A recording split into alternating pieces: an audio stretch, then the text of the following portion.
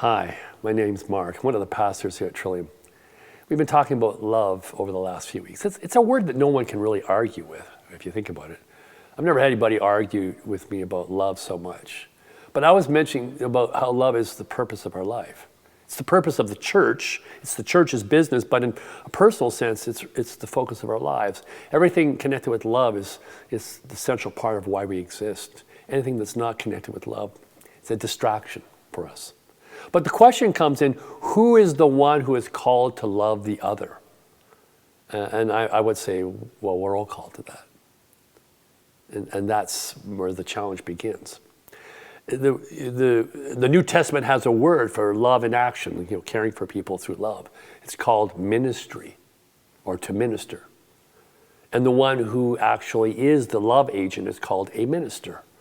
But the word actually means one who serves tables. Deacon, often the translation in the New Testament, is literally one who serves tables, one who waits tables. And we have another word that's probably closer to the truth of what it means, a waiter or waitress, if it's in the feminine.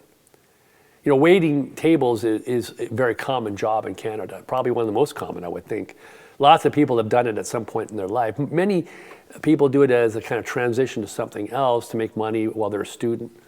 Very few people take up the job as a profession, in Canada at least, North America. In Europe, it's a little different. It's not a profession that most people aspire to. You don't hear parents dreaming that their kids are going to grow up to be a waiter. You don't hear kids themselves saying as a young person, oh, I want to be a waiter when I grow up. It's a tough job. It doesn't carry a lot of social esteem in our culture. And I think it's because it's got so many menial tasks associated with. And then you put on top of that, you got to be able to multitask, have a good memory, be patient, be able to hold your tongue, sometimes be a little self-effacing in the throes of contact with customers. And it's a tough job. I think the toughest part of the job is actually people, the customer. You got kids running through the restaurant with parents who don't seem to care. You have customers who come in a bad mood and they take it out on you as a waiter. You have customers who can't make up their mind. You have customers who want to be funny with you when you're busy. You have customers who are complaining to you about the menu or the food, things you have no control over. And when you put all together, it's a job that has a lot of pressure on it, but not really much social esteem attached to it.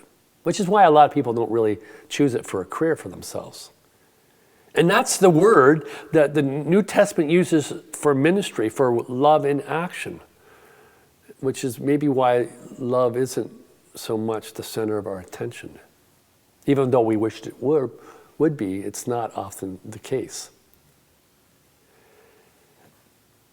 To love another person is a challenge. To love people in challenging, difficult circumstances becomes even doubly so.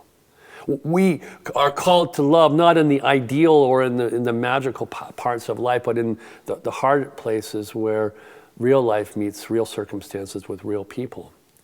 And that's not, as they say, an easy thing to do.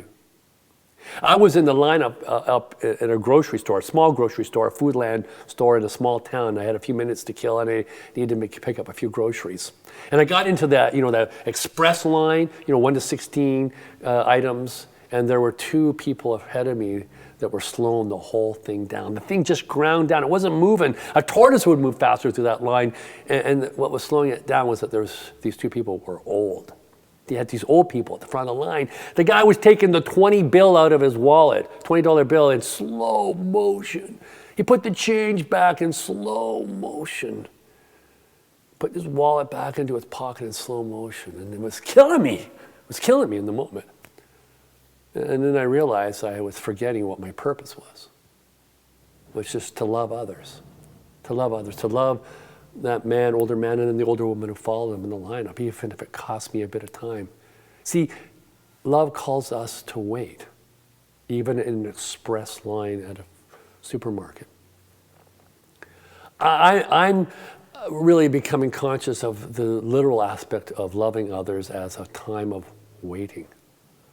Because in that moment of waiting, we have a chance to see the world as it really is. One built on loving each other.